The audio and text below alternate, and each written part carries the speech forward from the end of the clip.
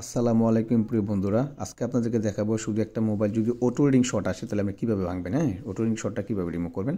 তো এইটার মডেল হচ্ছে স্যামসাং A14 5G। হ্যাঁ, তো দেখেন আমরা আমাদের যে পাওয়ার সাপ্লাইয়ের মাইনাসটা আমাদের গ্রাউন্ডের সাথে টাচ করে নেব, আর পজিটিভটা দিয়ে আমরা মোবাইলের ব্যাটারিটার মেনেল পজিটিভে কানেক্ট করবো। তারপর যদি সুইচ মানে আপনার পাওয়ার সুইচ প্রেস করার আগে যদি কোনো অটো এম্পিয়ার নেয়, এটা বলা হয় অটো রিডিং শট। হ্যাঁ, দেখেন যদি পাওয়ার সুইচ প্রেস করার আগে কোনো O2 এম্পিয়ার নেয় মোবাইল, তাহলে এটা বলা হয় অটো রিডিং শট। হ্যাঁ, আবার বললাম। তো এখন দেখেন অটো রিডিং যে শটটা আছে আমরা কীভাবে ভাঙবো। আমরা মিটারে যাব না, জাস্ট এটা যেহেতু বিপিএস পাওয়ার সাথে সম্পৃক্ত, যে অটো রিডিং যে শটটা আসছে এটা বিপি পাওয়ারের সাথে সম্পৃক্ত, বিপিএস পাওয়ারের সাথে।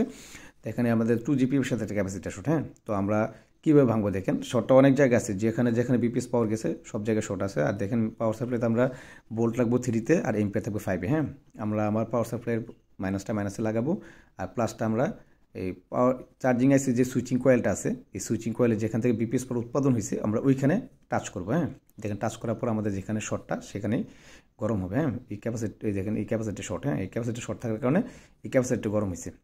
অতএব আমরা যখনই কোনো শর্ট পাবো, যদি এটা বিপিএস পাওয়ার সাথে সম্পৃক্ত থাকে, ঠিক আছে, তাহলে 100% আমরা সুইচিং কয়েলের সাথে সুইচিং কয়েলের সাথে আমাদের পাওয়ার সাপ্লাইয়ের পজিটিভ কানেকশনটা ধরবো। হ্যাঁ, পজিটিভটা ধরবো আর মাইনাসটা মাইনাসের সাথে দেবো, দিলে যেখানে শর্ট ওইখানে এটা গরম হবে। যেটা একান্ত শর্ট হয়েছে, মানে যেটাই একান্ত শর্ট ওইটাই গরম হবে।